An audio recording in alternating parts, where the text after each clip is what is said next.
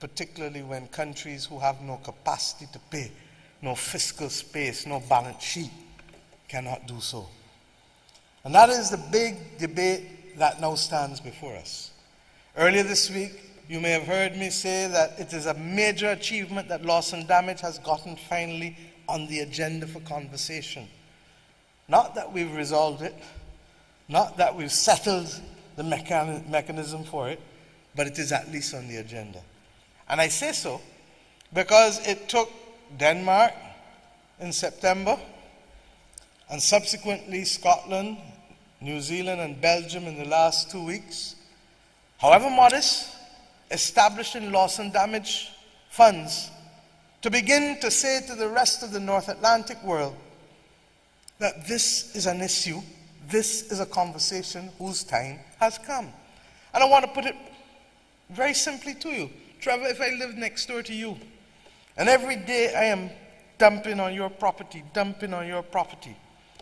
and the money that you had to send to school your children, or to pay for medical care for your wife, all of a sudden now has to be taken up to clean up the property because you can't sleep at night, you can't eat food in peace, then you would say that I should be sued and that I must stand responsibility for the fact that I'm causing you to spend the majority of your earnings on being able just to live.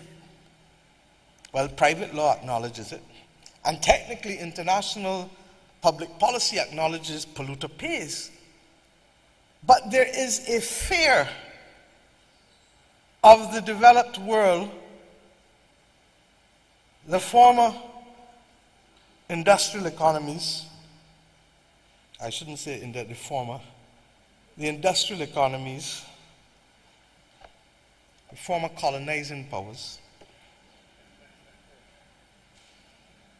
who knew how they got there, to accept liability because they believe that in accepting liability it will be open-ended. Well, as a former Attorney General, I say we don't ask you for open-ended liability. But what we do ask you for is justice. And what we do ask you for is to recognize that we too accept, as reasonable people, that this is not a matter purely for the government or the state, but that there are non-state actors, multinational corporations whose balance sheets far exceed that of many countries in the world, and whose balance sheets get there by reason of the same pollution, who have a responsibility to pay. And I'm not into the bashing or bashiness. That's not what I'm about. But the Bible talks to us about tithing, and the Quran speaks to us about giving back to those. And we simply say that if you are going to make 100 cents in profit, $200 billion in the last quarter alone, some estimates explain that they may even reach $2 trillion in 1 year in profits. Then you have a responsibility to put something on the table in a loss and damage fund for those who are now having to pay out.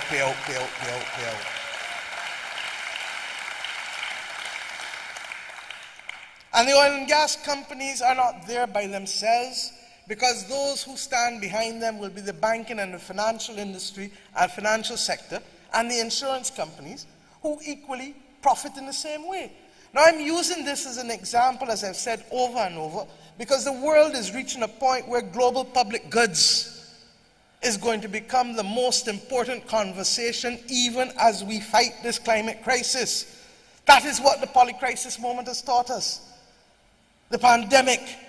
If we thought COVID-19 was bad, well, I'm here to tell you as co-chair of the Global Health Initiative that the antimicrobial resistance, the reality of your going to a doctor or dentist for filling of a cavity, or going to have a baby, that you are at risk of infection that could kill you now if your body no longer responds to the antibiotics, because there is a resistance that has naturally been built up, and the pharmaceutical industry has not brought a new antibiotic to the market in 22 years. Fact. Why? because the economics of antibiotics don't compare to the economics of pharmaceuticals that treat heart condition or diabetes, because you need those for life and you only need the antibiotics for a course. The economics just don't work. These are the realities and the global commons that we need in order to sustain life and livelihood and quality of life for our people will require a different approach. And therefore, the notion of non-state actors, predominantly companies, whether oil and gas, whether banking and finance, whether pharmaceutical, whether tech companies bridging the digital divide for education for young children, all have now to step up to the plate to provide a global fund that allows those countries who can no longer access it but through lack of fairness and lack of equity at the international level, in the same way that you knew during apartheid in your own years.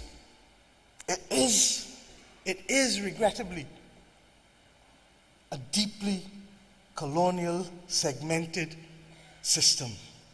Some may even argue it is global apartheid. And who best to provide the example of moral, strategic leadership for us to win this battle than Madiba? I say to you today that we have a solemn duty, not just to look at governments, not just to look at multinational corporations, but also to bring to the table those who have large philanthropic foundations, and for whom there ought now to be some form of global compact that allows them also.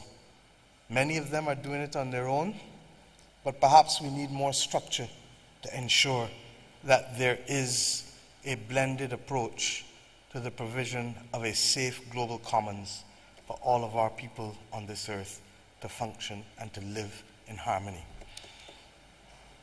We are not going to get there by the twiddle of a nose. We're not going to get there in a beam me up Scotty moment, as I love to say. But it is going to require the mobilization of people like yourselves. And it is to happen at a time when much else that we have come to value as standards are also being questioned. No one would ever have thought that the United States of America would take days to count votes in an election. No one would ever have thought that the United Kingdom would have had 3 prime ministers in less than 3 months. And regrettably, none of us would have ever dreamt to see war in Europe after World War II again, so soon and so tragically. Mind you, it is almost as if they've forgotten that war existed in Africa and in the Middle East for decades. The world that we have come to know has changed upon us. And we will either decide, as people of the South, to be firm craftsmen of our fate and shapers of our destiny, or we will continue to be the victims as we have been for centuries. I would much rather have come here this afternoon to speak in the tone and with the response that a Trevor Noah would be able to do on a Saturday afternoon in Durban. But regrettably, that is not my lot today. But suffice it to say that we have now to do the heavy lifting of educating our people at all levels of society and across all countries for a global movement whose time has come. It is up to us to make the bold demands, just as Madiba did. Not unreasonable demands, in the same way that he restrained himself from unreasonable demands. It is up to us to also walk the higher road, because those who have been the victims of discrimination must not allow themselves to be imprisoned by the actions of those who sought to discriminate before, because that is a lonely and awful place to be. But what it does require of us is a fair and level playing field. And whether it is the reform of the financial system, whether it is the call for just industrialization of the South to position us to benefit as we transition how we live and what we want to hold on to in this climate crisis, whether it is the practicality of the moment. And forgive me if I address this for a minute, because for many, there is not a recognition that a just energy transition and a 2050 net zero still accommodates elements of fossil fuel, 20% of the energy mix globally. Natural gas, the clean bridge fuel, the hydrogen, but it does mean walking away from coal, and it does mean walking away from oil. But there are opportunities for natural gas, and there are opportunities for hydrogen. And perhaps the opportunities for natural gas may even be a little too much for a little too long, only because of the intransigence and the reluctance of others to move with the rapidity of speed that has been needed in the last decade. But the reality equally is that we cannot turn off the lights on our people tomorrow purely in the issue, on the basis that we are doing the right thing, because people must live and people must eat. It therefore means that that contextualization also needs to be there before people say, no gas at all either. We don't have that luxury in today's world anymore. And we lost the right to claim that luxury by governments that failed to move in the last 2 decades. So my friends, how do we redefine the spirit of Madiba? How do we redefine, in my own country, what we have come to call sharing the burden, but sharing the bounty? That we must all come together to fight the cause and share the burden, but remember that when the bounty is to be shared, that it is all who must share in it. That the patrimony that is ours through the sea, through the wind, through the sun, has been left to us not for a few, but for all. How do we create the intergenerational responsibilities that allow us to know that it is not one generation or one man or one group of people to run the race and to leave it as if that is the end of the race? I'm reminded of the words of the Talmud, which says, we are not expected to complete the task, but neither are we at liberty to resile from it. Ours is now the moment for the construction of a new global deal and a new social compact, as Antonio Guterres said to you when he addressed you on the 18th lecture in 2020. But for it to be real, it requires the energy and the activism that Barack Obama spoke of in his lecture in the 16th.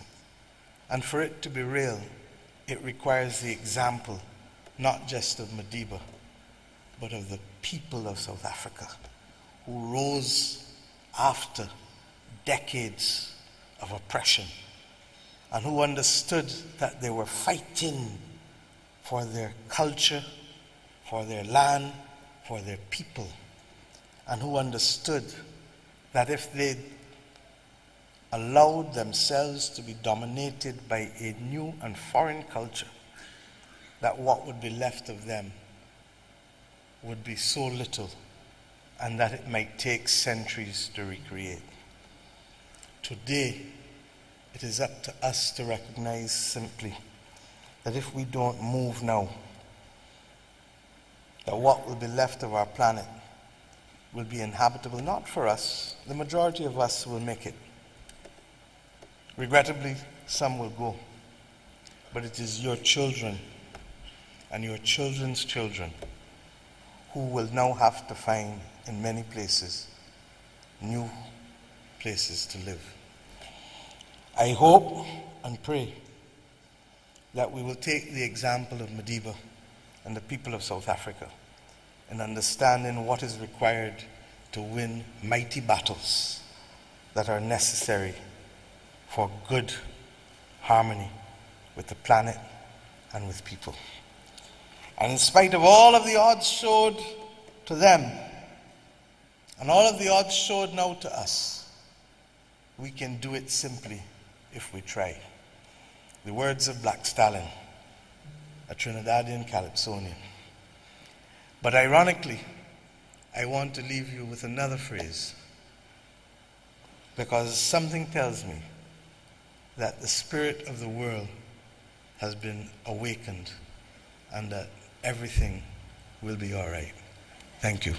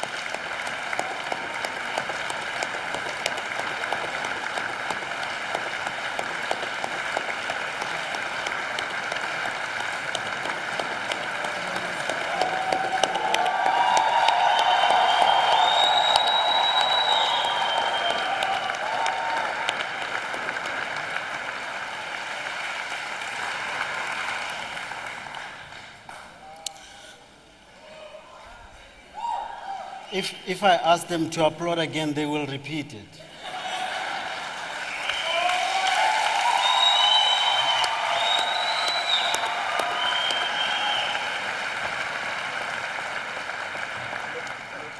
Prime Minister, believe you me, if I tell you this is the longest applause we've had at the Nelson Mandela annual lecture. And I'm saying it not because we are in KZN and I want to be safe, but it's true. I can tell you you are dearly loved because as you said, I want to see you.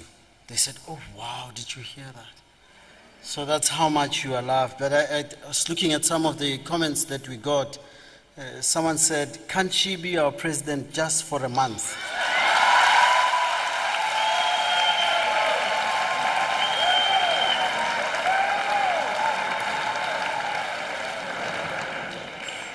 Another commentator said, she's extraordinary.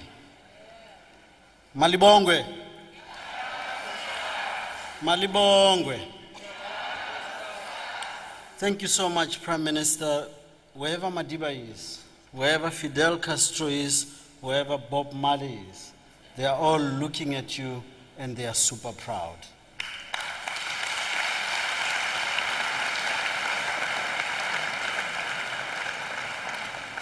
I use those three names because when we met the Prime Minister, she said she has three heroes. It's Madiba, Fidel Castro, and Bob Marley. So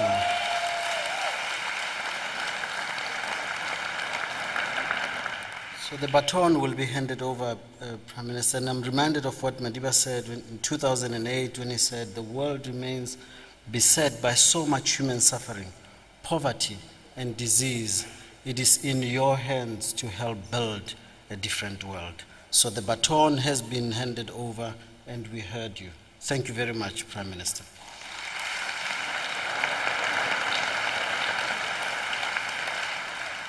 I want to now invite Mrs. Graça Machel to come forward and offer us both a short response and a reflection, closing remarks as it were. Ms. Graça needs little introduction to either local or global communities or audiences. She's a tireless activist for the rights of women and children, has taken leadership positions for many years, both locally and internationally, and walked hand in hand with Madiba in the last phase of his life's long walk. She has supported the annual lecture faithfully year after year since inception.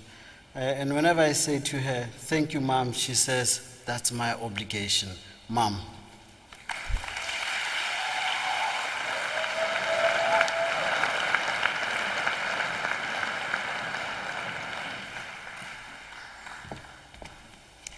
Wow, this was really the lecture of the 20th time.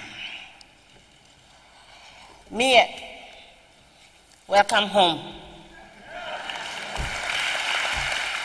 Welcome home. It would have taken to be a daughter of Africa, as you quite rightly defined yourself when you were delivering the inaugural lecture to Kofi Annan. Yes, our ancestors crossed the ocean where now you reside.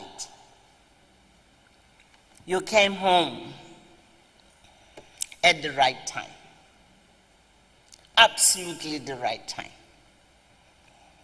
You talked about crisis, many crises, which I don't want to repeat because I don't want to dilute.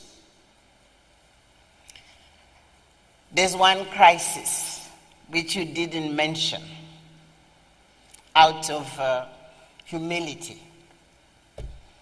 It's the crisis of leadership. Globally, I'm talking of crisis of leadership globally. I'm so proud that it has to be an African child, a woman, leading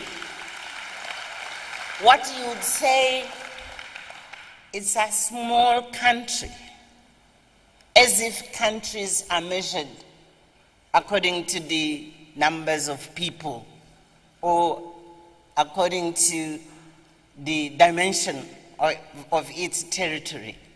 But I think it's symbolic. It is an African child, a woman from a tiny country who in this global crisis of leadership, she rises. She rises and she talks to the global community, to the human family, and say, yes, there is a crisis, or there are many crises, but I'm here. I'm ready to lead and to tell the truth to all of us. Mia, you spoke to us. I want to start with us. You spoke to us,